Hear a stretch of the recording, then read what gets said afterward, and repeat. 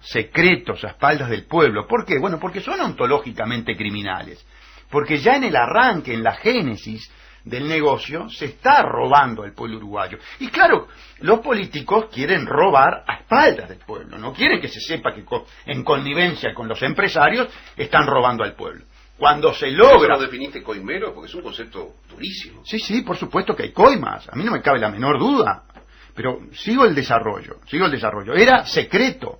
Lo más antidemocrático que puede haber es que una obra que la paga el pueblo con su sacrificio a través de las cargas impositivas que son pesadas para el pueblo, recuerden que aquí se grava al trabajador, recuerden que aquí se grava al individuo que en función del sudor de su frente logra un salario y viene el Estado y le saca el dinero. Ahora, pero la construcción de esas obras era secreta. Sí, por supuesto. Sí, por supuesto. El mérito de que la planta de regasificadora, el contrato, que además lo diseñó el estudio Posada y Vecino, trabajando codo a codo con Ferrer y con Guller y Regules en distintas áreas, fueron los 3 estudios que participaron en esto. El más importante, el que tuvo la mayor participación porque hizo la licitación, porque eligió a dedo, fue Posada y Vecino. Entonces, el que tuvo el mérito de sacar a la luz pública fue el fiscal Viana. El fiscal Viana fue el que logró, a través de una acción judicial, sacar el tema de la regasificadora, extraer el contrato, ponerlo en un expediente civil público, y de esa manera el doctor Salle accede al contrato de la regasificadora y se lo lleva inmediatamente a 2 entes del Estado, a 2 organismos del Estado, al Poder Judicial, ¿verdad? Y se lo lleva al Tribunal de Cuentas. Se lo lleva a un ministro, yo siempre lo digo, en una carpetita de plástico verde, ¿no? Que es el que debería controlar. Pero como te especificaba en la tanda, esta es una obra privada. ¿Por qué es una obra privada? Porque la administra, la ejecuta una empresa privada que se llama en el origen Riclur, Sociedad Anónima, con un escritorio en la calle La Cumparcita, ¿verdad?, cuya presidenta es la señora Jara y el vicepresidente es Arrucoechea. Jara trabajó para la Shell, Arrucoechea trabajó en CSI Ingenieros, tuvo una denuncia penal por una aparente connivencia porque esa empresa trabajaba justo cuando él estaba en Antel, en UTE, para UTE, ¿verdad? Y entonces esa empresa privada administra el dinero, pero no administra el dinero de Jara y de Arrucoechea, administra el dinero de Pinato, de Fau, de Salle y de los 3.250.000 uruguayos. ¿Por qué? Porque Riclur se hizo con el aporte de dinero que provenía de ANCAP y dinero que provenía de UTE. Entonces, por esa magia jurídica... Popularmente se llama gas de Sayago. Gas de Sayago, después se le cambió el nombre y se llama gas de Sayago. Por esa magia jurídica que solamente el estudio Posada y Vecino puede hacer y quedar impertérrito, ¿verdad? Esa empresa que maneja dinero público es privada y por lo tanto no puede ser controlada. O sea que la suma de ANCAP más útil a una empresa privada. Sí, público más público dio privado. La cosa que pero claro, eso es cosa... No, pero eso es el ex ministro de Economía Blanco. Tiene como una galera, ¿no? Sí, pero eso fue una creación del Frente. Eso fue una creación de los 4 partidos políticos porque se votó la ley que permitía este tipo de ingeniería jurídica. Cuando uno habla de ingeniería jurídica, está hablando de la maquinación para robar al pueblo. ¿Usted cuando escucha ingeniería jurídica? Maquinación para robar al pueblo. Bueno, esta ingeniería jurídica fue hecha por los 4 partidos. Se votó por los 4 partidos.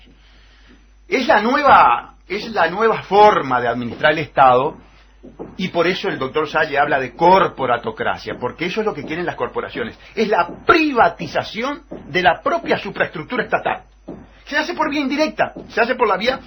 Está bien, Gustavo, pero no solamente por coima se puede creer que va a haber un sobreprecio de 760 millones de dólares. ¿Y a qué lo atribuye si no es a la alguna otra cosa tiene que haber también? O si se llevaron 760 millones de dólares, de alguna manera tiene que haber formas de controlar eso. Bueno, porque es mucha plata. Tú estás planteando el problema del control. Gustavo, ¿escuchaste la cifra? Sí. 760 millones es mucha plata. Yo te voy a explicar. Las cifras de la planta de etanol son cifras internacionales, yo ya lo expliqué. Sí. Cuando vos vas a construir una planta de estas, llamás a empresas internacionales. Esas empresas internacionales cotizan en función, obviamente, las características de la tecnología y de el quantum de producción que tiene la planta por mes, por año, por hora, por minuto. Es decir, es una tasa, es como un tasímetro. Mire, del centro a Sayago son 270 pesos.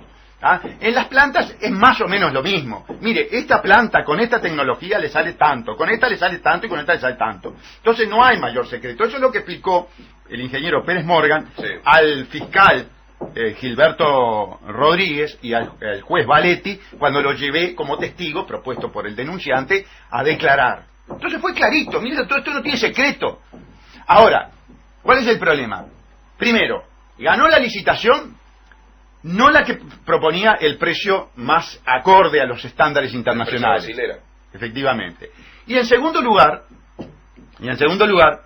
después vinieron los sobreprecios o los aumentos de costos, ¿verdad? Por una serie de razones que ellos daban de carácter técnicas. Lo cierto es que se produjo ese desfasaje inclusive de carácter contractual, porque como bien lo señalaba quien mandó el mensaje, cuando usted hace una obra de estas características, usted plantea todo un contrato detallado, no solamente de la obra, sino de las características. A ver, cuando tú vas a comprar un auto, tenés el precio, tenés el estado del auto, el estado mecánico, el estado jurídico. Bueno, todo eso pasa, pero con mayor detalle, y aquí el ex ministro de Defensa, que seguramente algún contrato habrá visto sobre obras del Estado, me podrá ratificar o rectificar en estos conceptos. No, eso es lo que le quería preguntar, profesor Fausto. Usted fue ministro de Defensa, fue ministro de Educación y Cultura. ¿Alguna obra que otra, especialmente en cultura y educación, se cometen, tuvo que haber, por lo menos, visto, ¿no? Y contratado? ¿Cómo se da eso en una situación normal en manejo de las cosas del Estado? Porque esto, si partimos de que esto es normal, no está por el agua, ¿no es así? Bueno, esperemos que sea algo anormal. El Ministerio de Educación y Cultura, por naturaleza, no dispone de rubros como para grandes emprendimientos. Y el Ministerio de Defensa, el que me tocó a mí ocupar, yo asumí el cargo en el año 2002, en plena crisis, donde la respuesta era a todo no. Yo lo que tengo es la experiencia de la concesión del aeropuerto de Carrasco, ¿sí? Que asumo plenamente porque me tocó directamente llevar a cabo esa licitación. Y en el Ministerio de Educación y Cultura, el hecho importante financieramente que tuve fue la compra del hipódromo de Maroñas. En la compra del hipódromo de Maroñas, nosotros tuvimos se le encargó por ley del doctor Valle y del doctor Estorache, se le encargó al Ministerio de Cultura que adquiriera directamente el hipódromo de Maroñas. Se le pidió una estimación de precio a los empresarios, dijeron que el hipódromo valía 14 millones de dólares, lo que resultaba un disparate mayúsculo. Se le hizo saber que ese valor era absolutamente inviable para considerarlo y que lograran una tasación que justificara el valor del hipódromo.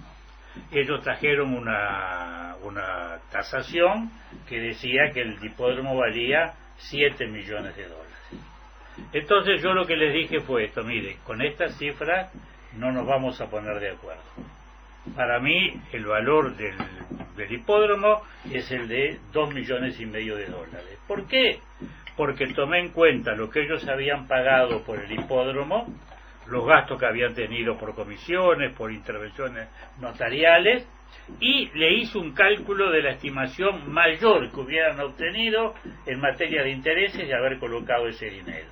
Es decir, hice un razonamiento de lo que pudieron haber perdido si ese hipódromo se malvendía. A mí esa cifra me daba 2 millones y medio de dólares. Se agraviaron con la propuesta y fueron a la justicia a pedir la regulación del precio por no ponerse de acuerdo las partes. El juicio demoró un tiempo, yo me fui del ministerio, ingresé al Senado y un día me llega un sobre amarillo que me lo enviaba el director de jurídica del Ministerio de Educación y Cultura, diciéndome que el juzgado había dictado sentencia, había fijado el precio del hipódromo y lo había fijado en $2.500.000. A la justicia le dio totalmente la razón. Totalmente la razón.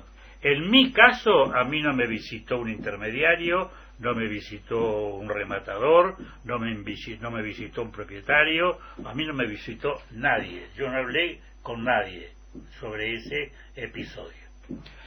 En el caso del aeropuerto, era una licitación muy compleja, había un temor a que Urnequian ganara la licitación, venía con todo el desprestigio de lo que había sido su accionar en la Argentina, y se trató de armar una licitación con toda la garantía, pero que hicieran casi imposible, ¿verdad?, que se salvaran determinadas condiciones para que tuviéramos una adjudicación legítima. Me acuerdo que Fernández Huidobro en el Senado lo llamó de pirata. El senador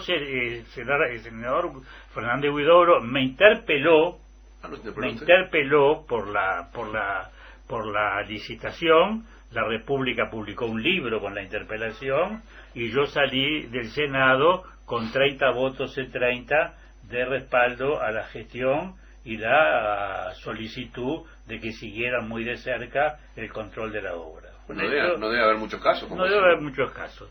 Bueno, muy bien. Entonces, en definitiva, Urnequian gana la licitación.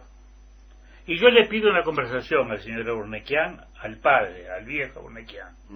Y le dije, mira, acá el gobierno se juega muchas cosas, entre otras su prestigio. Yo lo único que le pido es que acá, en este país, nosotros nos manejamos con reglas distintas a las argentinas. Y por tanto, le pido que valore lo que el gobierno uruguay hace en reconocer el resultado de la licitación y adjudicarle a usted la obra. Y me dijo, quédese tranquilo, yo a la Argentina no le debo nada, porque con las coimas que me sacaron, sobrepagué lo que ellos dicen que yo les estoy debiendo. Y reconoció que él le pagó esas coimas. Que pagó las bueno, dijo, con las coimas que me sacaron. No era mi tarea investigativa. Lo cierto es que en el Uruguay la empresa cumplió, el aeropuerto se realizó en tiempo, en los plazos, con los pagos tal cuales se habían hecho, y en los primeros días del gobierno del Frente Amplio inauguraron el hipódromo por el cual habían interpelado al ministro diciendo que era la catástrofe nacional, la entrega de la soberanía. El aeropuerto, no el hipódromo. El aeropuerto, sí. ¿No? El aeropuerto. Entonces, mis experiencias fueron en ese sentido. Yo creo que los grandes inversores, los grandes delincuentes saben con quiénes tratan. Estoy absolutamente seguro de eso. Usted, no sé si lo traicionó el inconsciente, pero cuando habló del hipódromo lo miró a Diego Durán, no sé si lo ha visto jugar al fútbol. ¿Será por eso o no? No, del doctor Diego Durán tengo sus referencias como jugador de fútbol y han sido muy excelentes. Gracias. ¿La referencia es de él? No, la suya. Sí. No, digo, yo quería aclarar eso, porque como usted habla de hipódromo y lo mira Diego que acaba de llegar. Usted tiene una debilidad por entreverar a Serrín con pan rallado, ¿no? Bueno, entonces yo digo que en la administración pública hay de todo.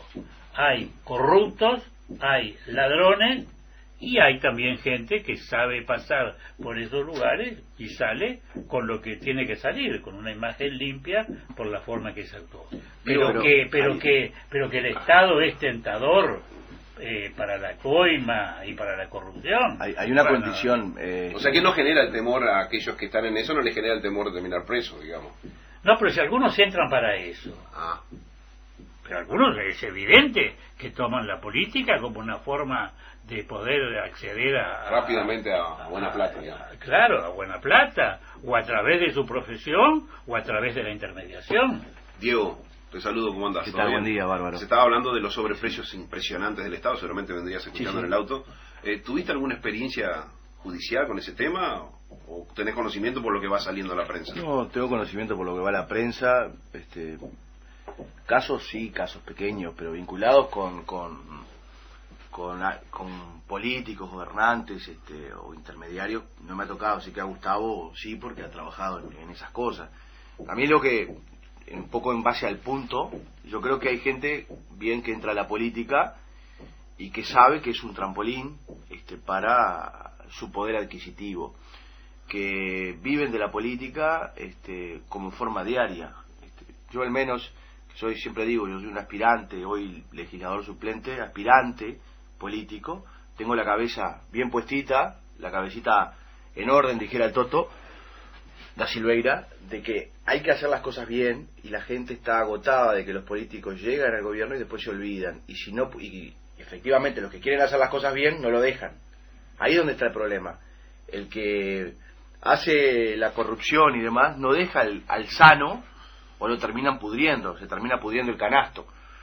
Esa es la realidad lamentable que vivimos en el país. Lo que pasa es que tampoco han existido grandes investigaciones, salvo el caso de Pluna, salvo ahora el tema de ANCAP, pero las investigaciones, las investigadoras no han sido aprobadas. Yo creo que debe existir una ley que diga que las investigaciones deben hacerse.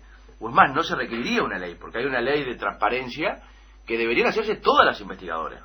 Pero el Parlamento no debería permitir de que no se realicen investigaciones cuando son transparentes, cuando son cristalinas y permiten al pueblo... Está bien, digo, pero hay una confusión en el pueblo. Las investigadoras del Parlamento no tienen acción judicial. No. Y los blancos atacaron al frente y el frente les retracó con lo que hicieron ustedes y así se puede terminar en un circo. Ahora, yo la pregunta que me hago... La investigadora va a arrojar un resultado. Bueno, escuchame mi pregunta. ¿Por qué la justicia no toma acción en estos casos? Porque yo soy juez, que me imagino que no tengo que estar esperando que me lleguen denuncias. Como juez tengo que asumir, o como fiscal, la defensa de las cosas de la nación. ¿O me equivoco? Ojo, no sé un pomo de la justicia en así. Neri, pero si yo a los jueces no le pago, los jueces tienen que crear un comité de crisis. Mucho más razón tengo para tener esa actitud.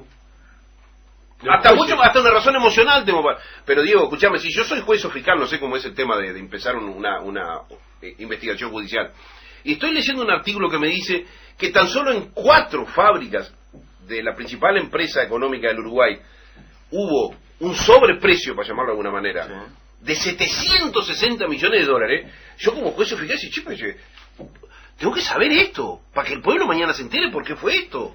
Si fue por razones de incapacidad de gestión, si fue por razones de coima, de corrupción, de tiempo, porque llovió justo y se... Yo no voy a justificar a los... ¿No te parece mal lo que estoy planteando? Estamos de acuerdo. Yo no... Como normalmente sucede. Neri, estamos de acuerdo en el planteo. Yo lo que digo, y no estoy justificando a los jueces ni a los fiscales. Sí. Hay 2 fiscales y hay 2 jueces pero de crimen organizado. De crimen organizado. Con uno basta. Que están sobrecargados y sobresaturados. ¿Sobre qué dijiste? Sobrecargados. Sobrecargados. Yo creí que la R no iba. Sobrecargados, saturados. Y tiene que existir al menos una denuncia para investigar. Yo entiendo que debería de oficio proceder, pero bueno. No, pero Gustavo, pero el que está llamado a eso, el que está llamado Gustavo se denuncia y no le dan corte. El que está llamado a eso específicamente es el legislador, que una de sus funciones, una de las 2 grandes funciones, es la de contralor. Claro, entiendo que los legisladores, finalizado el proceso de la investigadora, realizarán la denuncia personal. Yo la esperanza que tengo con vos, cuando sea legislador, que hagas esas denuncias. Pero si legislaron para que nos robaran. Si los crímenes salen del Parlamento, si los delincuentes son los legisladores, bueno, ¿de qué estamos hablando, por favor? Pero esa es la causa, lo que no inhibe de que están habilitados. Claro, lo voy a decir claramente cuando tenemos que ir al corte. Esto de que 2 empresas públicas se junten y generen una empresa privada es lo mismo que una pareja de color tenga un hijo blanco. Es más o menos lo mismo. Sería increíble que así pasara. Y si pasa, para sospechar. Claro. ¿O me equivoco con el concepto que manejo? Bien, a las 9:04 de este miércoles 18 de noviembre, la gente nos felicita por lo variada de la mesa. Bueno, acá tenemos representantes diría Inodoro Pereira, de todas las culturas. Tenemos un hombre de izquierda, como Gustavo Salle, que, bueno, tenemos un hombre que juega por las 2 puntas, como Yamandufao, un derechista positivo, como el amigo Diego Durán, y un representante del pueblo que siempre viene desde atrás, como Neri Pinat. No, usted no puede decir eso. Nunca me consideré en la derecha de este país, así que no tiene... No, razón juega de por la ser. punta, digamos, de centro hacia la izquierda. No, yo actúo con racionalidad. Muy bien. Y- Era una broma, no era para que usted se me ponga No, así. pero yo lo tomo a usted, sabe el afecto que le tengo, el cariño, el respeto, pero Le eso agradezco mucho. eso no impide que tengamos un matiz de Por discrepancia. supuesto. La planta de etanol, por las características de producción elegidas, lamentablemente van a ser deficitarias de por vida, pone el 556. Entonces, ¿para qué vamos a tener una planta de etanol? Va a ser deficitaria de por vida, ¿no? Increíble lo que aporta el presidente. Perdóneme una cosa aleatoria, ¿puede ser? ¿Cómo no? Usted se fijó en un detalle de mi modestísima vestimenta. Yo estoy impresionado con sus anteojos. Es un color violáceo, sí. con unos Están debutando hoy. con unos aretes en las ¿Cómo arete? patillas. Arete no tiene, ¿no? Porque la gente está No, pensando que tiene- tengo una tiene cosa una- colgada en la oreja. Tiene unas cosas muy raras. Ah, no. Que se asemeja a Porque me lo traje de México. creo Creo que son unos motivos maya o azteca. Sí. Sí, Por eso tiene eso que usted ve ahí. Son unos lindos lentes para ir a tomar un mesoro. Bueno, no, yo con estos lentes no Pero piso que no los pasé mesoros. por, que no pasé por Melo. ¿no? No, menos esto. Estos lentes- En el Boulevard Mata. Pero son Mata. Ahí va.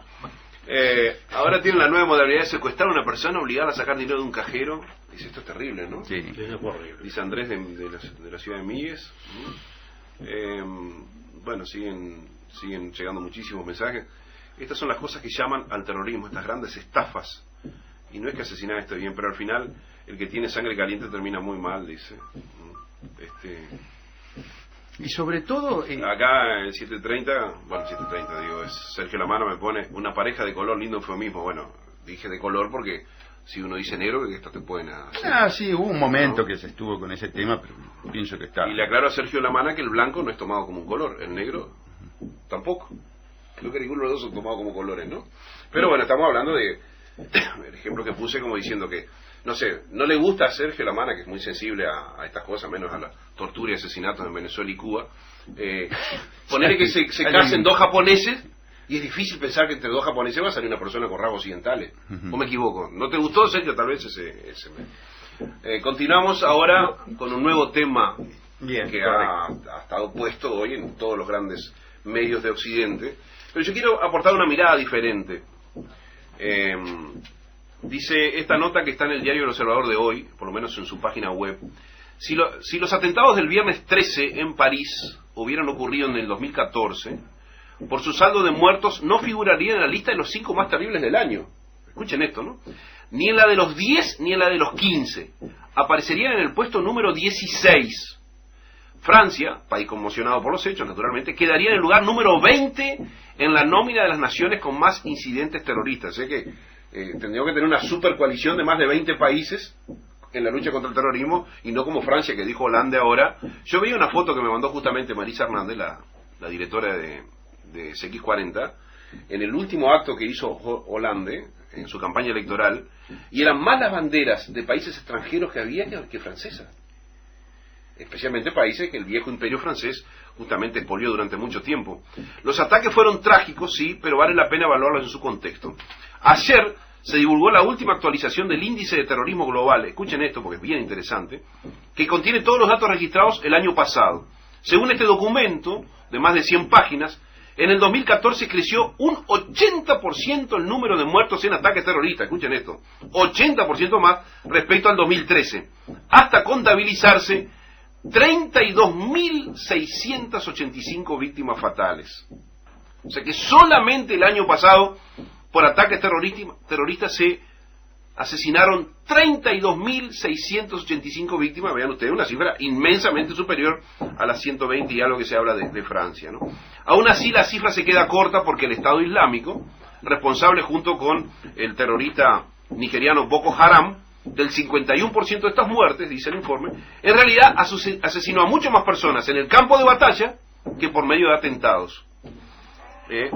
Lejos de Francia, los países con más víctimas de atentados terroristas son Irak, Afganistán y Nigeria, pero nunca provoca ni siquiera una página de los diarios nuestros lo que mueren ahí en Irak, Afganistán y Nigeria, ¿no? El primero lidera esta nómina desde hace años, Afganistán, Irak, pero el segundo pasa por un momento especial, Afganistán. En 2014 hubo allí 7.512 muertos por terrorismo, lo que significa 300% más que en el 2013, ¿no? Afganistán empezó sufriendo ya desde 1980, cuando la añorada Unión Soviética por Gustavo Salle invadió ese país, ¿no? Pakistán y Siria completan el quinteto de países donde se concentró el 78% de las víctimas. Y más en general, el 92% falleció en una nación con altos niveles de terrorismo patrocinado por el mismo Estado. Bueno, vean ustedes las cifras, ¿no? O sea que el año pasado, solamente en víctimas del llamado terrorismo, se dieron 32.685 víctimas fatales. Y París está en el lugar 20, o más bien, Francia está en el lugar 20 entre los países que más sufrieron atentados, lejísimo del primer lugar, como nos lo muestran hoy por hoy prácticamente los principales medios del mundo. Sin dejar de reconocer y condenar con la más absoluta convicción los asesinados, todos ellos inocentes, especialmente en el Teatro Bataclan, qué injustos somos muchas veces a la hora de enjuiciar algo en cuanto a la magnitud de los hechos, ¿no? Porque nos duele muchísimo más, nos impacta muchísimo más si detrás de la foto de un asesinado está la Torre Eiffel que las colinas de Afganistán, por ejemplo. Y son tan seres humanos, unos como otros, ¿no? ¿Por qué eso es así? ¿O por qué hacemos esa diferencia nosotros y especialmente los medios de comunicación, ¿no? La guerra en Afganistán, lo que pasa en Irak, en Siria, los asesinatos en Nigeria, en toda la costa del oeste africano.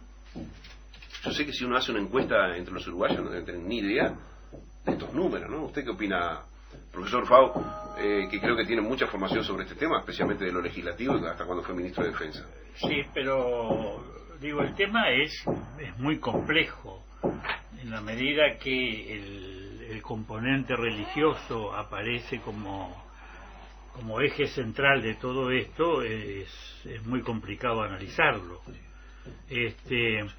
Lo que yo digo es que en cierta parte lo que usted dice es cierto. No hace meses, hace unos pocos días, murieron más personas que en París en el avión ruso derivado. Es verdad, sí. Y ahora se confirmó que era una bomba. Creo que murieron el doble de lo que 229 personas. Por ahí, sí. Está duplicando a los que murieron en París. Personas, las rusas como las francesas, las chilenas, las españolas, las italianas, que murieron en París. No se puede ocultar la influencia cultural de Francia, por lo menos en el Uruguay. Eso es evidente. El sueño de todo uruguayo es conocer París, ¿verdad? Y de las palabras del embajador de Francia, ayer surgía que ellos asumen y se consideran la fuente de la cultura occidental, ¿no? Que en cierta medida es cierto. Pero esto no es un tema de tener el Louvre o tener el Jeu de Paume o tener una academia de ciencias. Esto es lo que significa asumir la derrota total y absoluta de todo el sistema internacional y de todas las naciones implicadas en esto. Han sido absoluta y brutalmente derrotadas la comunidad internacional y los países que lo integran. El terrorismo viene ganando la batalla abierta y decididamente. Y son casi 33.000 víctimas el año pasado, es una cifra impactante. Claro, profesor. Y sin ser una potencia, sin tener un Estado organizado como Estado, más allá que se definan Estado Islámico. Y lo que significa esto entonces es que quienes están dirigiendo la política internacional predominante en el mundo están siendo víctimas de un fracaso que no asumen y que les parece que el asunto es responder al otro día con un bombardeo masivo donde veíamos a civiles disparando, familias enteras, para ver si podían salvarse. Estoy seguro que en ese bombardeo masivo murió más gente inocente que la que murió en París. Son cifras que no se van a conocer, por supuesto. De pronto sí. El terrorismo es algo que es muy difícil entenderlo desde la razón. Es decir, son fanatismos llevados a extremos de tal naturaleza que es muy difícil llegar a comprenderlos en su cabalidad. lo que yo digo, cuando hay un conflicto, ¿en qué se piensa en forma inmediata? En una negociación. Es decir, en lugar del uso de la fuerza, abrir una mesa de diálogo. Yo digo, ¿eso está cerrado? ¿Eso es imposible? De pronto algún oyente me dice, pero qué ingenuidad la de Yamandulo, de lo que está diciendo. Pero me parece bien interesante el análisis que está haciendo. Lo que yo veo es que por la fuerza perdemos, dicho sea... Se genera más terrorismo. Perdemos como la guerra. Sí. Y todo indica que esto va a seguir así. Las amenazas aparecen al otro día y en lugar de amedrentarse, esto reaparece. Y lo que más preocupa es que las autorías de los atentados asesinos son de procedencia europea, son gente que nació en Europa, es gente que la formó Francia, es gente que la formó Inglaterra. No, estos ya son algunos nietos o bisnietos de quienes emigraron hace varias generaciones a Francia y que ya forman parte de la cultura francesa, o directamente no son de origen musulmán, sino que por el contrario son franceses, son belgas, son ingleses, son americanos. El mismo ejército islámico, Estados Unidos reconoció que por lo menos lo armó y lo potenció en su lucha contra Siria e Irak.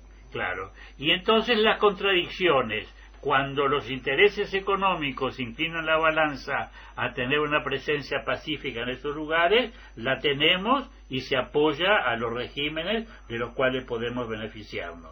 Cuando la realidad económica nos indica lo contrario, entonces pensamos en los bombardeos. Marisa desde Artigas nos dice, acá en Uruguay, ¿cuántos muertos hay por año? Y no estamos en guerra. Existe un terrorismo también acá en Uruguay, Diego Durán. Sí, evidentemente el terrorismo ha captado el mundo. La violencia hoy por hoy es plato común, plato diario. La violencia, el exceso de violencia, el derecho penal del enemigo, y la confrontación es algo de todos los días. Violencia, enemigo y confrontación se vive diariamente en el Uruguay y en el mundo, potenciado, ¿no? Esa situación nos lleva a que esto cada día va a ser más. Estamos en guerra, la guerra es la guerra del enemigo, no se ha buscado la paz, yo creo que es necesario la paz. El contraataque de Francia, con toda la solidaridad del mundo que uno tiene respecto de Francia, y la tengo con todas las personas, porque todas las muertes valen lo mismo, las muertes del Uruguay, las muertes de Francia, las inocentes, ¿no? Todas las muertes valen lo mismo. Especialmente las inocentes. Y sin lugar a duda la de los inocentes. Y las muertes que ocurren en Francia, en Uruguay, en los estados de Arabia, etcétera. El problema acá es que esto va más allá. Esto es una situación de guerra, es estratégica.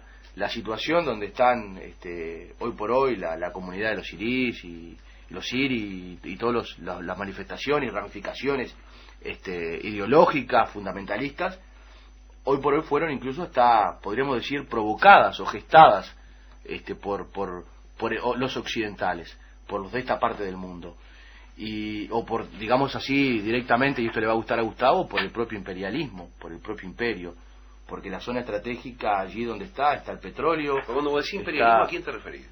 A los que manejan el mundo, a los grandes poderosos del mundo. Sé que es una cosa muy difusa. A los grandes poderosos no es un mundo. País.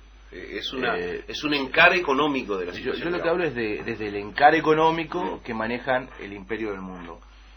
Era necesaria la Guerra Fría por intereses de los estados, era finalizar la Segunda Guerra, la Guerra Fría era la tercera guerra necesaria.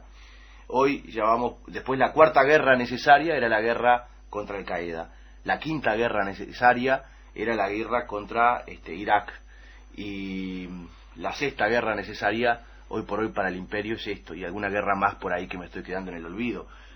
¿Qué quiero decir con esto? Es que lamentablemente la violencia, esta violencia excesiva es plato de todos los días. Y la gente se intruye, lamentablemente, los malsanos, los psicópatas, se intruyen con estas cosas. Miran en Facebook cómo le cortan la cabeza a uno, y todo se va instruyendo y todo va camino hacia el mal, la pérdida de valores, etcétera. Entonces, hoy estamos en guerra. según lo que dijiste vos y hablaste hasta de una sexta guerra, hemos estado en guerra. Yo leí un brillante libro de Erich Fromm, nada más y nada menos, aquel glorioso libro sobre el miedo a la libertad, que lo escribe en la década del 40, y entonces ya había evaluado que desde que existe la humanidad como civilización habían habido 9.000 guerras, agregarle la segunda mitad del siglo XX, ¿no? Acá hay un tema. Mientras exista injusticia en el mundo, va a seguir habiendo este tipo de cosas.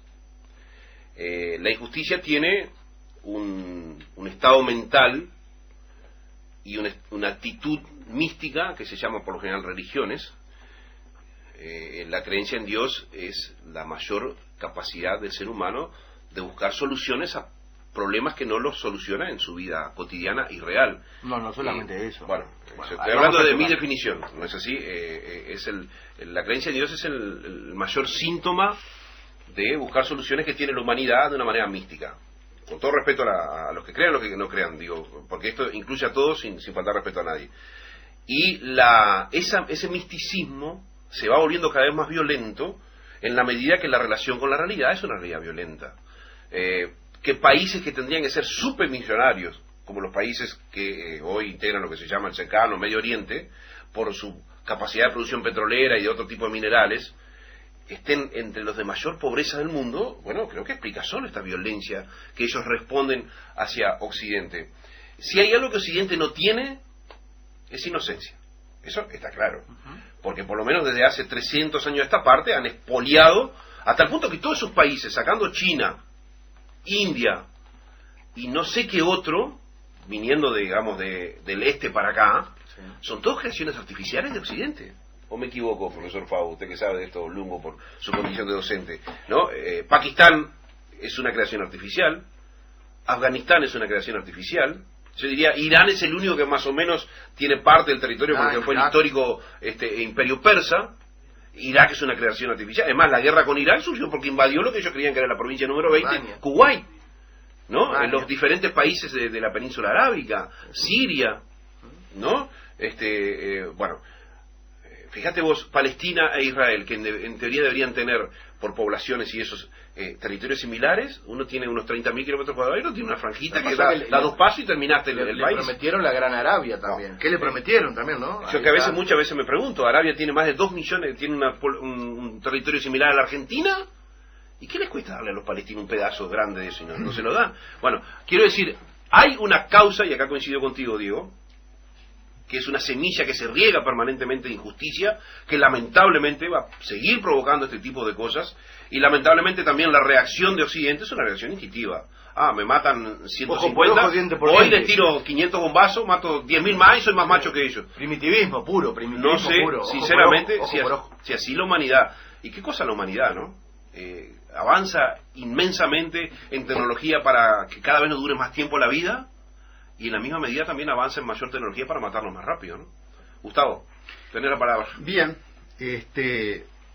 yo lo primero que quiero especificar es que el terrorismo es tan solo una metodología de acción, por lo tanto el terrorismo lo puede llevar adelante cualquier grupo, cualquier estado, cualquier persona. Es un método que procura la generación a nivel del conglomerado social de un estado de ánimo particular, que es el estado de terror, es el estado de miedo. Existe un libro de Naomi Klein sobre la doctrina del shock, que está muy interesante porque precisamente analiza las características de esos efectos psicológicos que genera el terrorismo. El terrorismo, además, otro de los elementos contundentes que tiene es que normalmente las víctimas que buscan son víctimas indefensas, inocentes, es decir, no son beligerantes, no son soldados, no son cuarteles, son teatros, como en el caso del teatro ruso, son aviones, son escuelas, son restaurantes. ¿Por qué? Porque lo que se genera es una situación psicológica de miedo. Punto número 1. Justo donde va la gente más comúnmente. Claro. Punto número 2. Y no te olvides que también el estadio donde estaba jugando Francia con Alemania. También, sí, efectivamente. Entrar al tipo. Efectivamente. Miedo, generar miedo. A lo largo de la historia, yo creo que son pocas las organizaciones que tienen apetencias de poder que no han apelado al terrorismo. Si hablamos de la religión, yo quiero decir que no hay religión que se salve en cuanto a la generación del terrorismo. Por lo menos acá en Occidente, ¿no? Yo escuchaba al Papa hablar de que no se puede invocar a Dios para justificar el terror, y al mismo tiempo me acordaba del genocidio de la Iglesia Católica en América Latina, ¿verdad?, en pos de los recursos naturales, genocidio de más de 35... Pero eso forma parte de la historia y es una más de opinión tre- del Papa más de, actual. más de actual. 35 Pero ya muy millones. entrado el siglo XX, los líos entre los protestantes y los católicos. Correcto. Irlanda, Es decir, un país evolucionado. Me acuerdo, por ejemplo, del terror de la Inquisición, ¿verdad? Por supuesto, me refiero ahora al Islam, creando estas situaciones de terror, y el terror que íncitamente tiene esta religión, que es una religión que tiene un enorme desprecio de género por la mujer, a la que la tiene en una situación de prácticamente esclavitud. Yo me permito recordar algo que la gente en general no quiere decir, porque tiene miedo a la represalia, ¿verdad? Y es que el profeta Mahoma, que podía hacer sus grandes concentración y recibir los dictados de Alá, porque tenía una esposa entrada en edad que lo bancaba, ¿verdad? Y que cuando ella murió desposó a una niña de 6 años. Es más, tuvo que esperar para poder consumar el matrimonio a la primera menstruación de esa niña. Hay entonces ya... No sabía eso. Sí, sí, ya en el... Como se daba con los reinados también, que se ponían. Claro, Mirá vos. sí, sí. La primera noche para el rey, ¿verdad? Que era el que se cargaba entonces de introducir en la vida sexual a las vírgenes. Bueno, en el caso de esto, vemos que es una religión que tiene un desprecio ya por los derechos humanos y fundamentalmente por los derechos de las mujeres. Pero aclaramos entonces que es una metodología. Ustedes hacían referencia a la situación estratégica de Medio Oriente. La situación estratégica de Medio Oriente determinó que las fronteras de Medio Oriente las diseñara Francia e Inglaterra el 16 de mayo de 1916, cuando triunfan sobre el Imperio otomano, y los representantes de Francia, de Inglaterra, Sykes, y de Francia, Picot, diseñan las fronteras en función de los intereses imperialistas de Francia y de Inglaterra, importándole un bledo todos los problemas de carácter étnicos y religiosos que implicaba esa frontera artificial. De la misma manera que en el Uruguay somos el fruto de la actividad diplomática, de la política de divide y reinarás de la corona británica. Bien, las 9:32 minutos de este gris miércoles 18 de noviembre. Mucha gente nos está llamando por el tema de la diabetes, planteándonos posibilidades de cómo encarar su cura. Muchísimas gracias por esa solidaridad. Yo sé que hay muchos remedios de origen, digamos, macrobiótico u homeopático, y no de la química de los laboratorios, lo sé muy bien. Pero bueno, muchas gracias por el gesto y la actitud. Estaba en uso de la palabra, sí, Gustavo Sassi. Primero quiero informarles a la audiencia de que la escritora Cristina Martín Jiménez mandó por intermedio de su secretaria un mensaje a mi celular diciendo que estaba atrasada. Otro amigo nos mandó un mensaje diciendo que estaba en Canal 4, así que supongo que está viajando de Canal 4 para aquí. Ajá. Bien. Está llegando en estos momentos. ¿Está llegando? Sí. Ah, correcto. Muy bien. Le damos la bienvenida entonces. Cristina Martín Adelante, Jiménez con J, insisto, habría que preguntarle si es algo del glorioso autor de Platero y yo. Perdón. ¿Cómo te va? Buenos días. Saludame a mí, que soy el más importante Neri de acá de Pinato. este cosa. Mucho gusto. Toma asiento, muchas gracias por la visita. Muchas gracias a vosotros. Lo dijimos cuando empezamos el programa, que íbamos a tener la grata visita de esta escritora española, una especie de Gustavo Sassi español, ¿no? Con el tema del Club de Bilderberg y el gobierno mundial y bueno, y todo eso que Gustavo siempre nos trae acá casi de manera única en el Uruguay. Y bueno, Infinitamente más bonita, ¿verdad? No, bueno, eso... Esta es una cuestión de género, un programa tan machista en cuanto a su presencia masiva de hombres. Cristina, muchas gracias por estar acá en Estado de Situación. Te digo que este es el segundo programa más escuchado en la mañana periodística del Uruguay, así que unos cuantos miles seguramente te escucharán, empezarán a conocerte y se preguntarán el porqué de una pelea periodística también y mediática contra un poder tan presente, tan poderoso, tan omnívoro, como dices tú en tu libro, y que a mucha gente, por primera vez acá en Uruguay, especialmente cuando lo escucha el doctor Salle, le empieza a reflexionar sobre que las cosas van mucho más allá que la frontera de los estados. Muchas gracias para empezar por invitarme, y además que por las redes me han solicitado, que me han pedido que estuviese con usted. Debe ser toda una institución aquí en Uruguay. Sé que el placer es enorme estar también con todos ustedes. Está claro que la esposa es muy celosa. Cuando la hagas a Gustavo, hacelo nada más profesionalmente. No tengo intenciones más allá que el debate, la información y el periodismo. Bueno, me preguntas que por qué, ¿no? Que por qué me dedico a investigar a Bilderberg. Yo creo que era necesario. Creo que es bastante necesario. En España, por ejemplo, en mi país, la prensa no pone el foco en estas cuestiones. Yo creo que son fundamentales. La función de la prensa es estar vigilante al poder para denunciar posibles, no denunciar por denunciar, ¿no? Sino denunciar posibles abusos del poder. Y realmente hoy el poder está en estos grandes centros de toma de decisiones, ¿no? Ya no están en los parlamentos nacionales. La intencionalidad es esa, está en quién es el propietario del dinero, quiénes son los propietarios de los medios de comunicación, y por lo tanto era un ejercicio periodístico desde mi punto de vista necesario. Pero ¿por qué has tomado eso como un objetivo de tu trabajo periodístico y comunicacional? Porque por lo que he visto de tu currículum, por lo menos de 2005 para acá, casi todos los libros principales de tu autoría tienen que ver con este tema. Y sería bueno que aclararas qué quiere decir con el Club de Bilderberg, porque somos 2 o 3 que sabemos eso nada más acá en Uruguay, ¿no? Claro, porque yo empecé escribiendo y titulando mis libros, hablando de ellos, del Club Bilderberg, y ya hablo del imperio Bilderberg, ¿no? Porque creemos muchas veces que es Estados Unidos o que es Europa, pero en realidad son una serie de hombres que se infiltran y que toman el poder a través de la presidencia de Estados Unidos, accediendo a la presidencia de la Unión Europea, a la presidencia de la OTAN, y realmente ya no son países, son instituciones supranacionales que surgen después de la Segunda Guerra Mundial para diseñar un nuevo mundo, ¿no? ¿Por qué decís hombres? ¿Porque no hay mujeres ahí? Hay pocas, al principio, Thatcher, ¿no? Bueno, Thatcher no, Thatcher tuvo graves problemas con Bilderberg, sí, ¿no? Claro, porque a Thatcher se le pide que se adhiera al euro, que defendiese el euro, que desmontase la monarquía, el poder de la monarquía británica, ¿no? Y que se diese la soberanía de Gran Bretaña a esta institución supranacional como la Unión Europea, y ella se niega, ¿no? Y después vemos como dentro de su propio partido instigan para quitarla del medio. Hablo precisamente Siempre de me Thatcher, cayó simpática Thatcher. Sí, pues mira.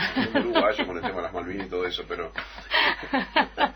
Y entonces, Claro. ¿cómo sigue esto del Club de Bilderberg? Es tomado del nombre de una ciudad holandesa, ¿no es así? De un hotel. De un hotel. De un hotel en Holanda. Hotel. Ahí está. La primera reunión se celebra en el Hotel Bilderberg en el año 1954. En relaciones públicas, muchos creen que el ideólogo fue el príncipe Bernardo de Holanda, pero él fue el relaciones públicas. El ideólogo es Rettinger, ¿no? Que por lo visto tenía una red de conexiones por haberse educado en centros fabianos, ¿no? Ya entramos en la masonería, que dicen que con solo descolgar un teléfono pues podía hablar con el presidente de Estados Unidos. Y es él, promotor del movimiento europeo que desemboca en la Unión Europea, quien pone en contacto a los grandes industriales, presidentes, funcionarios de estados de ambos lados del Atlántico, para trabajar conjuntamente. En aquel momento estamos en la Guerra Fría, y el problema, digamos, el enemigo era el bloque comunista, ¿no? Tanto el bloque comunista como el bloque capitalista eran expansionistas, ¿no? Muy propio del humano. Quien tiene el poder siempre quiere más poder.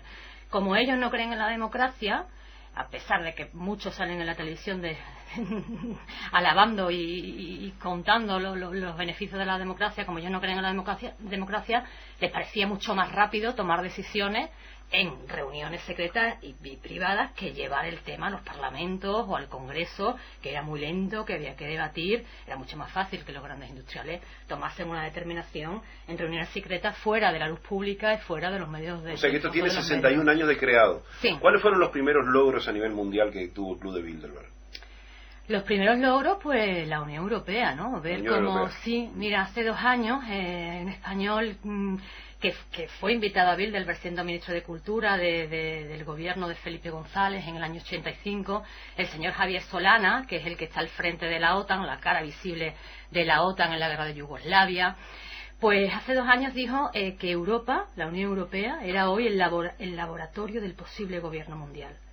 Ellos ya empiezan a hablar públicamente de cuáles son sus ideas, ¿no? Empiezan a promoverlas en la opinión pública.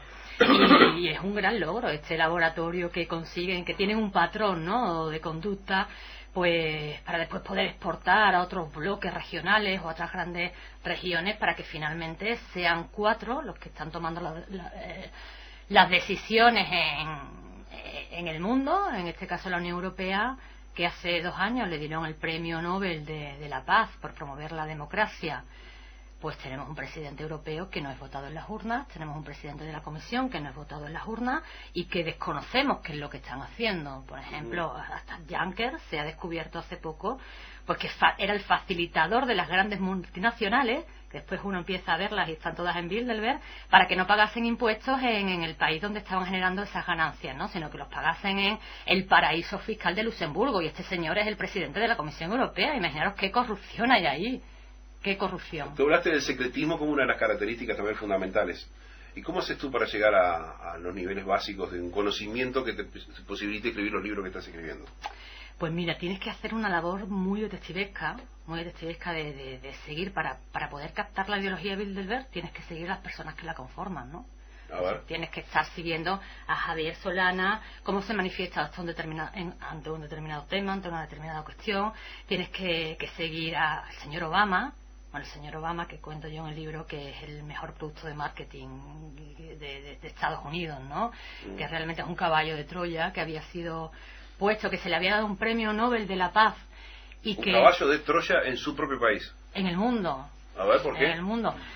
Obama es elegido democráticamente, supuestamente, en un momento de crisis global, ¿no? Después de que Bush declarase la primera crisis global de la historia, después del atentado de las Torres Gemelas.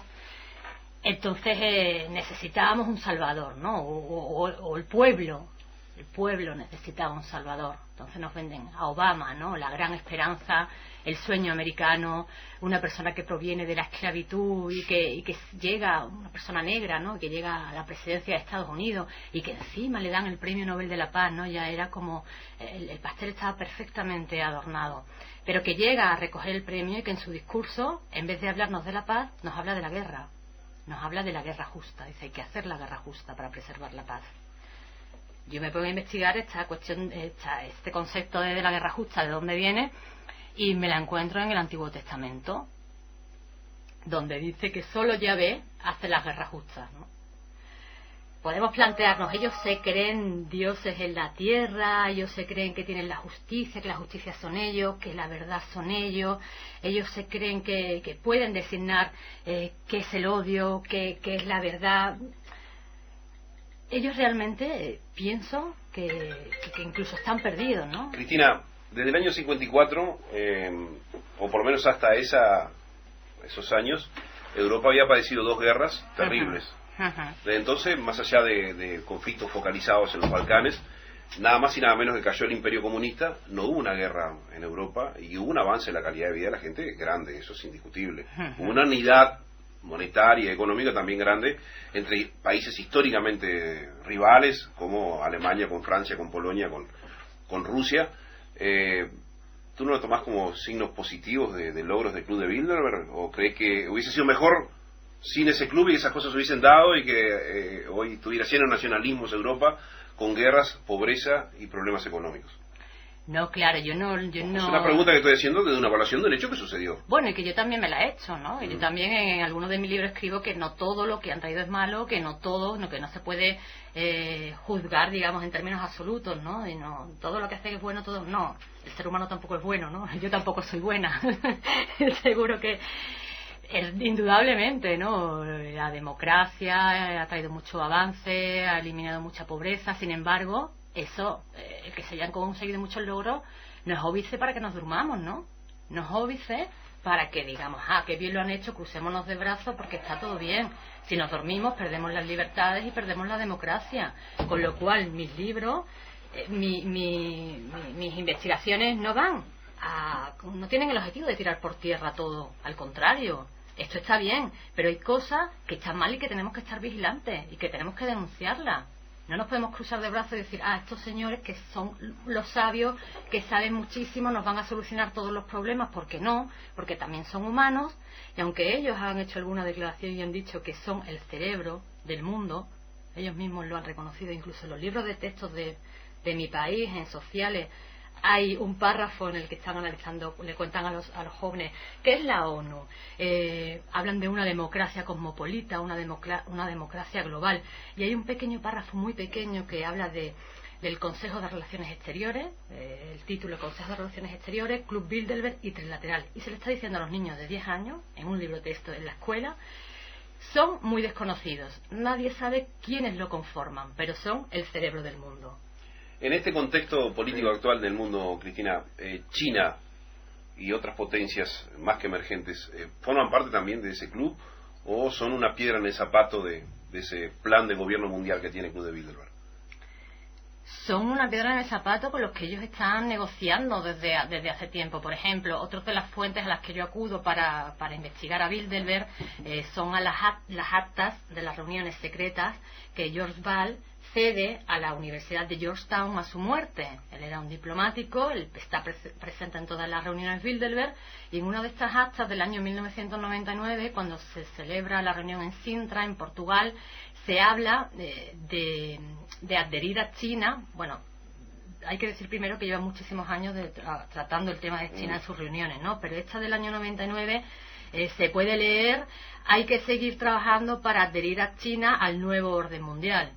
No es fácil que un país poderoso, ya no estamos hablando de España, de los países europeos, de un país soberano, como puede ser Rusia y China, entreguen libremente su soberanía a un gobierno mundial formado por estas personas. Y lo estamos viendo con Putin también, ¿no?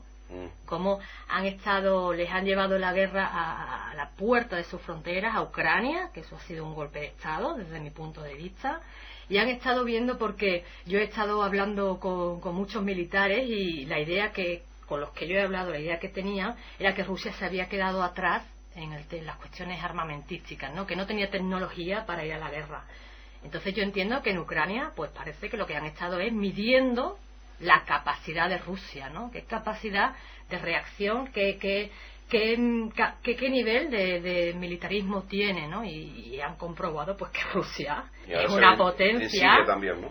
Ahora se ve en Siria también. Ahora se ve en Siria, exactamente. Rusia es una potencia que parecía que estaba aislada, que no participaba del nuevo orden mundial, y que se ha revelado como un jugador, como un gran estratega, que se ha presentado en Siria y ha dicho: yo también quiero jugar, yo también estoy en este mundo, ¿no? Cristina, te quiero presentar a los otros contertulios, que los miércoles nos juntamos acá, dentro de todos los días del programa, a debatir sobre temas nacionales o mundiales. El doctor Gustavo Salle, el doctor Diego Durán, que además es diputado suplente del Partido Nacional. Esa pipa que vos ves ahí no es de Nike, sino del grupo de y el profesor Yamandú Fao, que fue legislador y ministro de Educación y Cultura y de Defensa del Uruguay, un hombre de vasto recorrido político, así que es un verdadero gusto tener. Lo dejo a mis compañeros. Soy un aprendiz a su lado, soy un aprendiz. No, y ahora que hablaste del nuevo orden mundial, eso ya provocó un nivel de excitación en Gustavo. Quería hacerle una pregunta.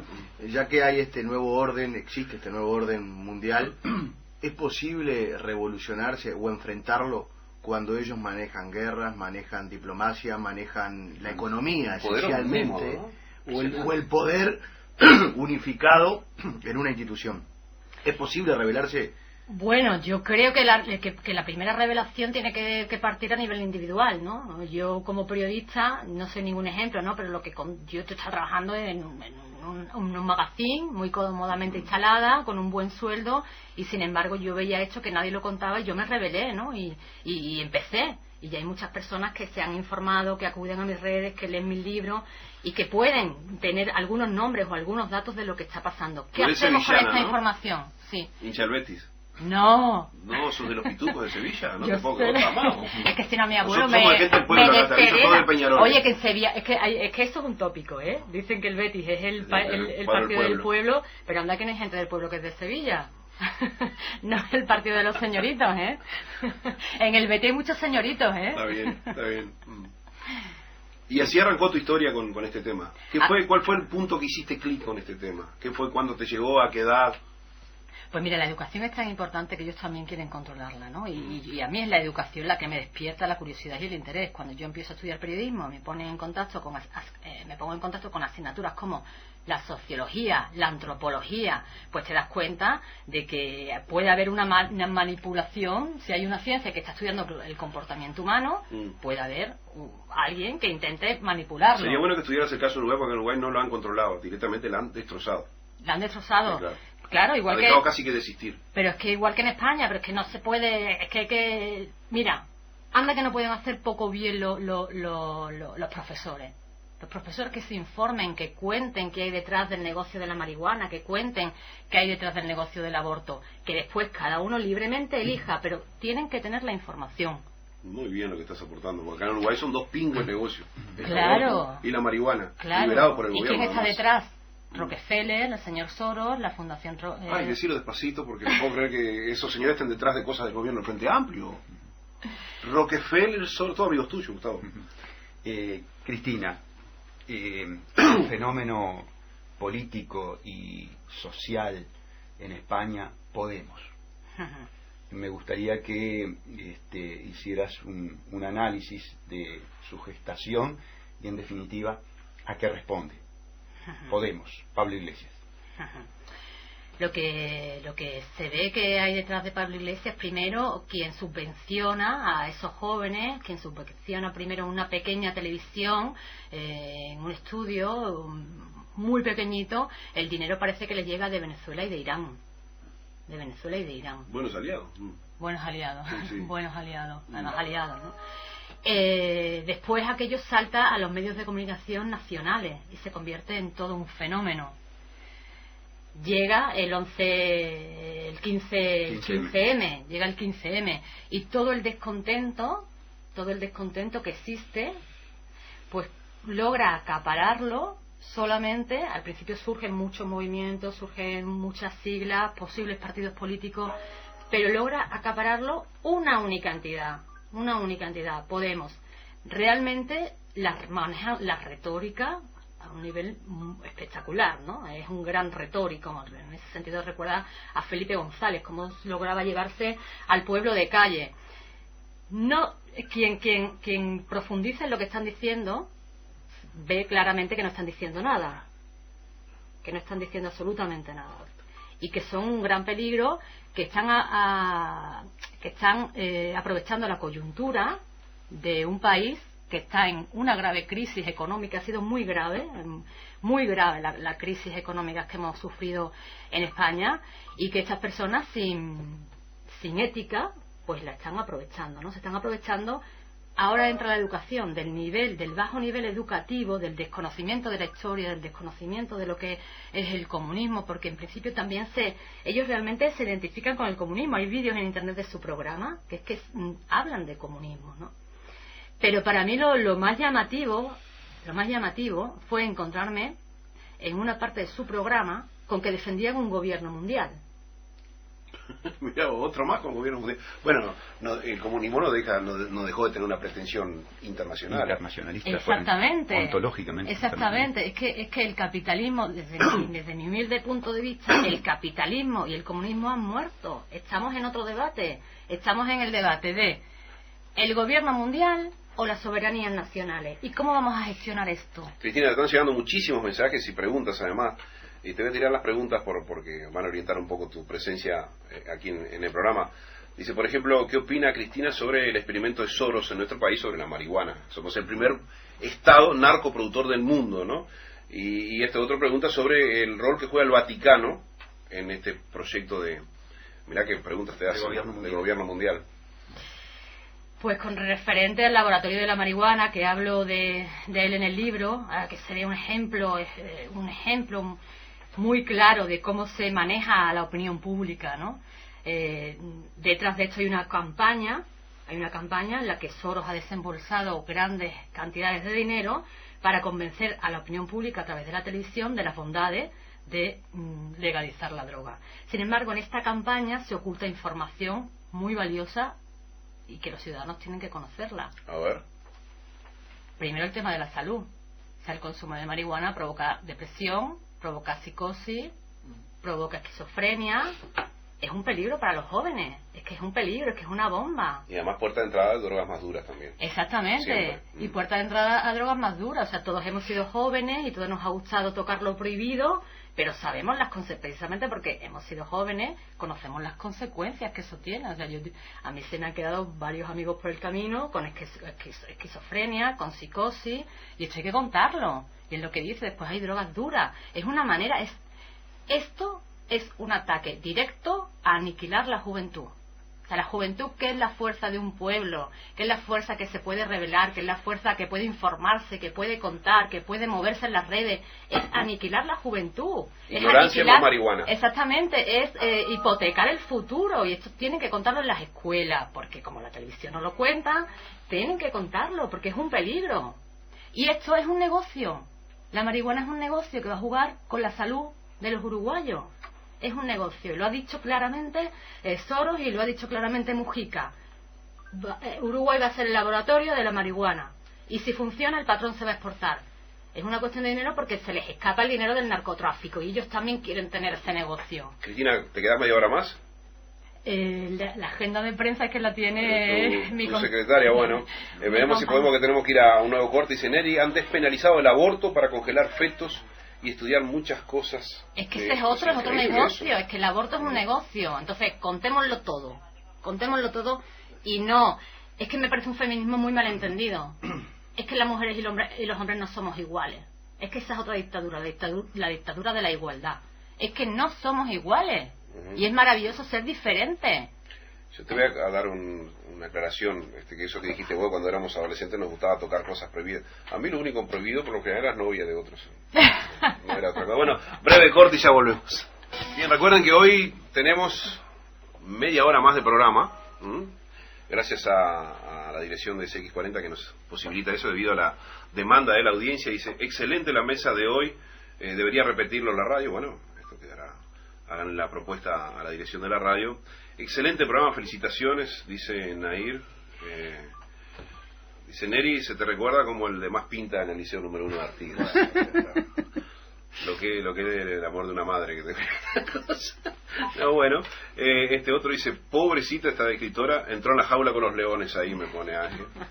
Bueno, Neri, el mundo está solo generando odio desde tiempos inmemoriales. La ambición y el poseer deja estos resultados, por tanto la continuidad de las guerras será en continuado, dice María de los Ángeles. Te aconsejo, María de los Ángeles, está agotado este libro, un gran libro de nada más y nada menos de Eric Fromm, que se llama Anatomía de la Destructividad Humana, y ahí vas a entender por qué el ser humano es capaz de dar lugar a un Gandhi o a un Stalin, y los dos son tan humanos como cualquiera de nosotros. Continuamos con la presencia de la escritora Cristina Martín Jiménez, que está presentando su último libro, Los Amos del Mundo al Acecho, y se pregunta, Uruguay en la agenda del Club Bilderberg.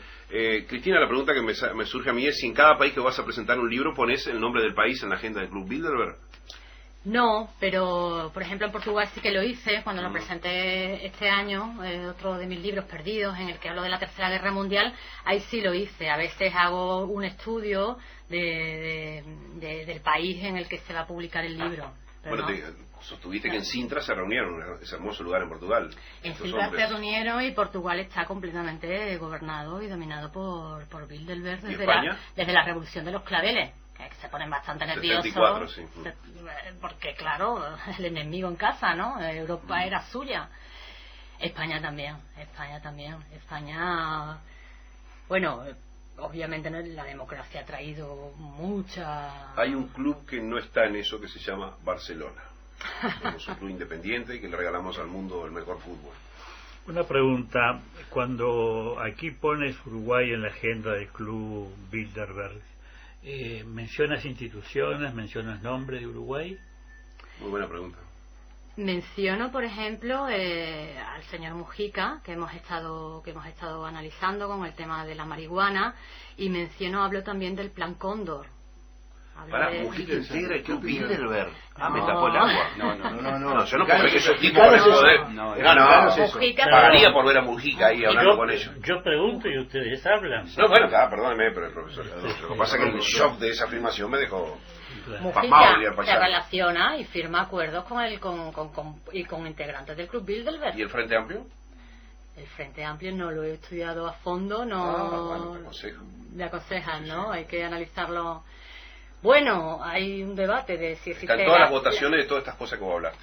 Están todos, ¿no? O sea, es que lo que ha provocado la marihuana acá y otras cosas. todo Bueno, es el Frente Amplio. me cuentan que el presidente ¿no?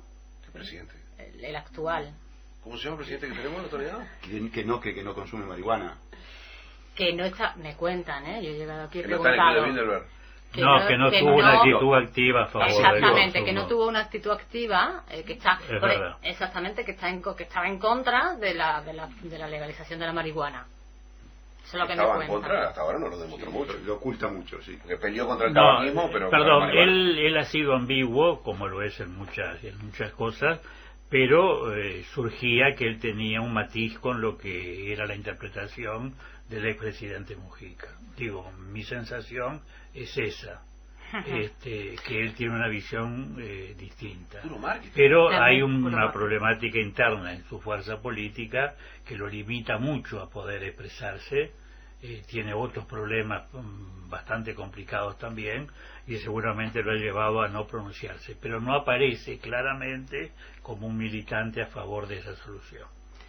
Sobre el tema de fondo, yo te he escuchado con un interés muy especial, primero porque tengo un respeto muy grande por la inteligencia, y segundo porque todo esto es producto de una investigación que las ha hecho, por lo que surge de tus palabras, con mucha responsabilidad, y por eso te ha permitido llegar a esas conclusiones. A mí se me abren interrogantes sobre el poder de estas instituciones. Quiere decir que no sé si llegaría a coincidir con todas las conclusiones a las que accedes tú en cuanto a la incidencia de esta organización, que no la he estudiado en profundidad y por tanto muy relativa, en mi opinión, al extremo de que puede estar totalmente equivocada. Pero me parece que hay una visión de concentrar en este espacio un poder supranacional que en cierta medida desconoce las propias voluntades soberanas de cada Estado. Es decir, es pensar que un grupo de dirigentes puede sustituir a lo que los pueblos quieren. Entonces, no sé si en definitiva la conclusión es esta. Clubes de estos, quizás no de esta dimensión, hay varios, no es el único. En Uruguay tenemos prestigiosos políticos que integran grupos supranacionales, ¿verdad?, que también tienen una tendencia a generar un espacio donde el poder pueda parecer que pasa por los andariveles que ellos marcan. Una figura nueva a la que hace mención el director del programa, el señor Pinato, que según él surge con fuerza, acaba de venir de un encuentro en Nueva York, que fue una reunión parecida a esto que está acá. ¿Masónica? No, él creo que no es masón. No conozco las masonerías que tú has estudiado, no conozco ninguna por otra parte, salvo las lecturas que he hecho.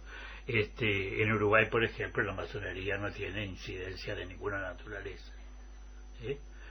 La ha tenido algún masón por su cuenta, como el presidente de la República, que por ejemplo en su primer gobierno designó a los 3 comandantes en jefe de las Fuerzas Armadas a masones. Es que el masón también me cuentan, ¿no? Claro, el masón. Se dice que todo el tercer piso del edificio Libertad está comandado por masones. Él es Y masón. la mayoría de la Suprema Corte de Justicia. Él es masón. Donde están siempre, ¿no? Él La es justicia, masón. la educación, Es la unidad. lo que se llama un masón periférico, ¿verdad? Pero de estrechísimas vinculaciones con la Iglesia Católica y con los sectores más conservadores de la Iglesia Católica. Ahí lo puse ahí.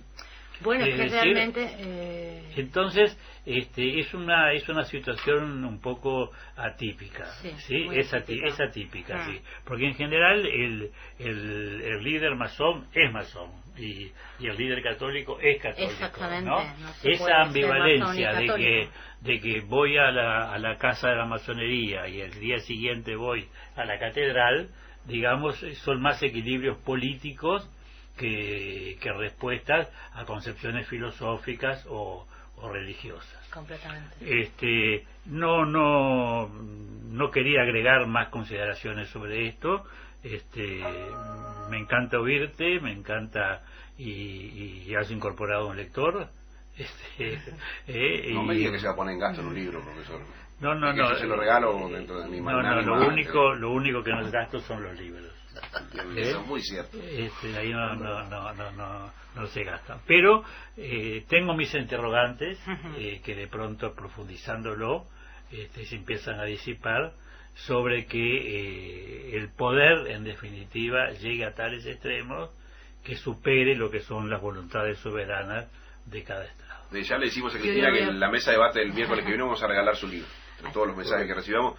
Te preguntan esto, Cristina, si el proyecto HAARP, H-A-A-R-P, sobre el clima, también es un tema del Club de Bilderberg. ¿Manejas algo sobre esto? Te pregunta William, de la ciudad de Suárez, en Canelones. Yo primero quería continuar lo que ha puesto sobre la mesa, ¿no?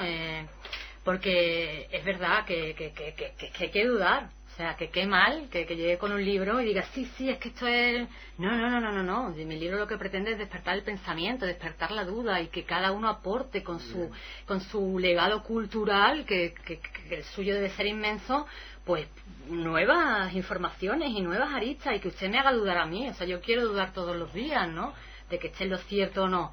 Qué horror si ya he conseguido la verdad, qué horror, ¿no? Qué fanatismo. Pero 2 o 3 sí estados de situación que ven y te vas con mucho más dudas que certezas. Sí, pero yo encantada. Yo encantada porque me abre nuevos campos al conocimiento y a la vida. Porque el conocimiento es vida, ¿no? Pero con respecto a lo que hemos hablado, lo que ha hablado de que duda de que este poder pueda estar por encima de estados soberanos, yo le voy a poner un ejemplo. En plena crisis global, quien se pone al mando de toda la Unión Europea es una institución que no es democrática, que no rinde cuentas a los estados, que está por encima de los estados, que ni siquiera está registrada en la Constitución Europea, en el Tratado de Lisboa, que es la Troika. La Troika se pone al mando de las políticas europeas, económicas, ¿Y quién la impone... La Troika la crea Bilderberg, la crea los Bilderberg.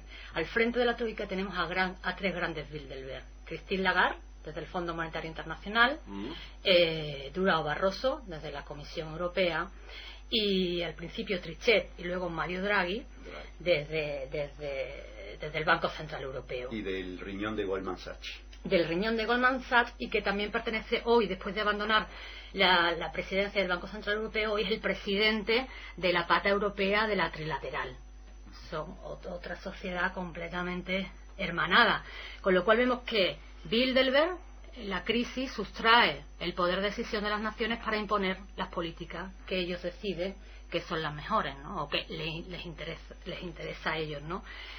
También, con la excusa de la crisis, vemos como en Italia y en Grecia, sin pasar por las urnas, ponen a 2 políticos tecnócratas, Mario Monti y Papademos, y Mario Monti, qué casualidad, que ya no es que sea Bilderberg, es que pertenece al comité directivo de Bilderberg, y Mario Monti venía del Banco Central Europeo, con lo cual, si eso no es una sustracción de las soberanías y del poder de decisión de las personas con la excusa de la crisis Provocada por ellos, de la que ya se habla en el 2006 en la reunión de Canadá, pues yo creo que son grandes ejemplos para pensar, ¿no? Para empezar.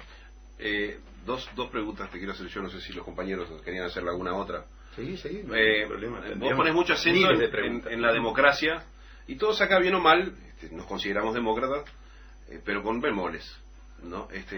Por ejemplo, acá en Uruguay, el pueblo votó de vicepresidente al director de una empresa pública responsable de los mayores desastres económicos de esa empresa pública, a tal punto que hoy, por ejemplo, demostramos en el programa de que solamente en inversiones hubieron un sobreprecio de más de 700 millones de dólares sobre lo pensado inicialmente, ¿no?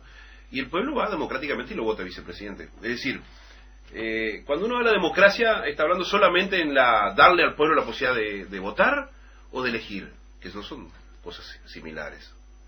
Porque yo no puedo creer que nadie en su sano juicio exija a un incapaz que hace cosas en contra del interés del pueblo. Primero, y sucede en casi todos lados. Y lo segundo es, ese poder omnímodo que vos hablás del Club de Bilderberg, ¿tiene algún correlativo simétrico o más o menos asimétrico con cierta posibilidad de combatirlo? ¿O esto ya es una cosa que lo único que nos queda es criticarlo? No, hombre, vamos a ver, ellos quieren que pensemos que no tenemos ninguna opción, ¿no? Que su poder es tan omnímodo que no tenemos ninguna opción de combatirlo. Y yo no soy de las revoluciones del fusil, ¿no? Eso para mí no es ninguna solución, ¿no? Soy más de como ellos, ¿no? De largo plazo. Ellos nos llevan 60 años de adelanto, pero nosotros tenemos que ser conscientes de lo que está pasando y pues, a través de la educación, a través de la información, a través de la conexión, a ver si somos capaces de explicarle a todo el mundo, a todos los pueblos del mundo, esta sería la utopía, ¿no? La gran utopía de explicarles a todos los pueblos del mundo cómo los están esclavizando realmente y cómo los están engañando para que tengan armas para defenderse, ¿no? Que tengamos armas para defendernos. Desde mi punto de vista no tenemos la democracia. Es que no la tenemos. Porque para que hubiese democracia tendría que haber educación, tendría que haber libertad de prensa, por eso te digo una cosa, y votar, tendría que haber justicia, con lo cual tenemos una lucha, tenemos un camino muy largo que recorrer dentro de todos estos campos, ¿no? Esa sí que sería una auténtica revolución, la revolución de la educación, la revolución de la información, la revolución de la justicia. Totalmente de acuerdo. La pregunta es cuánto de democracia tenemos en nuestro país, ¿no? Sí, yo no sé si tú has hecho alguna investigación o has visto la situación, la coyuntura uruguaya desde el punto de vista de lo político. ¿Has hecho alguna reflexión? En rasgos generales. En rasgos generales, sí. ¿Tenés alguna opinión sobre el país, sobre Uruguay? Bueno, ocurre lo que ocurre en todos los países del mundo, ¿no? Te voy a dar algunos datos para que vos te los lleves. En 10 años de gobierno del Frente Amplio, que aparece como una ilusión de un gobierno diferente, popular, el Uruguay pasó de 16% a 52% de la extranjerización de la tierra. O sea que el Uruguay es mucho más extranjero que nacional. El abandono de la tierra de las familias más humildes que tenían una calidad de vida excelente porque vivían de los productos de lo que ellos mismos hacían, 3 o 4 hectáreas, aumentó 700%. La deuda externa o deuda pública pasó de 19.000 millones con intereses a 52.000 millones de dólares. Cada niño que nace en Uruguay de hoy nace con una deuda de $1 millón. Es el país de América del Sur que más beneficios fiscales le dan a los multimillonarios del mundo para que vengan a expoliar nuestras tierras y nuestras aguas. 6% del PBI. Nos sigue Brasil con 2.54, o sea, mucho más que cualquier otro país sudamericano. Es decir, y a su vez el 47% según las pruebas PISA, que son pruebas internacionales que evalúan rendimientos escolares, 47% de nuestros gurises de 15 años no saben leer, no llegan al umbral mínimo de lectura. Y si vos le sumás umbrales mínimos de lectura y aritmética, ese nivel sube al 87%. En Uruguay, que alguna vez fue llamada, cuando gobernaba una ideología llamada vallismo, se le llamaba la Suiza de América. Ese es el estado de cosas de aquí en Uruguay. En contexto, a su vez, los políticos ganan en promedio entre 20 y 30 veces más de lo que gana un jubilado o un trabajador con 10 o 12 horas de trabajo. Somos el país con mayor cantidad de políticos electos en relación a la población de buena parte del mundo, y a su vez tenemos sobreprecios de tal tipo que el Estado uruguayo gasta un promedio de 24.000 pesos por segundo para funcionar. Así que llévate esos datos sobre el Uruguay, que son todos reales.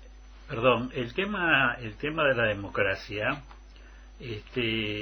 implica que previamente nos aproximemos a un concepto que nos permita sobre él basar una discusión sobre la democracia. Porque si tenemos una visión diferente cada uno de la democracia, va a ser muy difícil que podamos construir caminos de encuentro. Yo soy de los que pienso que la democracia no tiene segundos apellidos. No hay democracia revolucionaria, no hay democracia socialista, no hay democracia liberal. La democracia es la democracia. Es cuando los pueblos con libertad, con honestidad y con la posibilidad de que todos los partidos se expresen, eligen a sus gobiernos, cuando todos tienen los derechos a votar, cuando la libertad de prensa está asegurada, cuando la gente tiene y puede ejercer su libertad. Después vienen los complementos, es decir, esa democracia permite elegir un gobierno y ese gobierno es el que tiene que dar el contenido social, cultural, educativo, económico. Yo pienso que mi país es un país donde la democracia existe. Yo no soy partidario en absoluto del gobierno que tenemos actualmente, discrepo sustancialmente con él, pero no digo que él sea la garantía de la democracia. La democracia está garantizada en este país porque nuestro pueblo tiene una vocación ratificada y afirmada de valores democráticos. ¿Que hay que profundizarlos, que hay que llevarlos cada vez a mejores expresiones? Sí. Nosotros, por ejemplo, tenemos una justicia que es absolutamente independiente. Y hoy enfrenta la situación de que se va a aprobar una ley de presupuesto donde no están previstos recursos para la justicia. Pero eso no hace peligrar el valor de independencia de la justicia. Lo que va a hacer es enlentecer una justicia, impedir que se lleven a cabo reformas importantes como están planificadas en materia penal, pero es una circunstancia. En la educación hemos tenido en los últimos años registros que son absolutamente inadmisibles, inaceptables, de rendimiento, de repetición, de deserción. Pero nosotros fuimos durante décadas un país al que se acudía para buscar pensadores y educadores que orientaran reformas en otros países. Es decir, este es un país que tiene una raíz y una esencia democrática. Y después cada uno la evaluará y le dará el valor que quiera. Pero por eso yo digo, primero tenemos que aproximarnos a una definición de lo que es la democracia y reitero, me niego a agregarle segundos apellidos. La democracia es una concepción de vida y del mundo en el cual todos deberíamos tener coincidencias generales, no con carácter dogmático, pero sí racionales. Pero no la tenemos. Profesor Fau, No la tenemos. tengo que leer este mensaje porque tiene que ver con lo que Pues usted déjame dijo. dar la otra Sí, visión, sí, porque si no ella se va a ir con una visión. Yo no me acordaba bipolar. y qué bueno que este oyente, Oscar, dice, ojo lo que dijo Fau sobre Vázquez. Vázquez sostuvo en el programa Santo y Seña que no solamente está de acuerdo con la marihuana, sino también la legalización de la Todas las cocaína. otras- sí, señor, todas las otras drogas, exactamente. Yo no me acordaba que esto había Sabía sido de- cierto. Sí, sí. Dijo también que estaría de acuerdo con la legalización de la cocaína. Bien, obviamente, Cristina, muy respetable la posición del profesor Fau. Discrepamos siempre con mucho respeto y siempre además en función de argumentos, ¿verdad? Discrepan con todo éxito. ¿Cómo? Discrepan con todo éxito. Bueno, Sí. desde mi punto de vista no tenemos un sistema democrático. Primero porque las grandes corporaciones son las que financian a los partidos políticos. En segundo lugar porque no hay una alternativa, sino que hay una alternancia.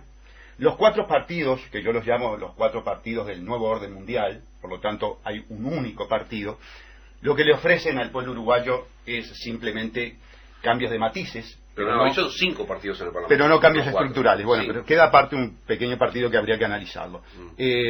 Los tres grandes partidos en realidad son lo que yo llamo el partido único.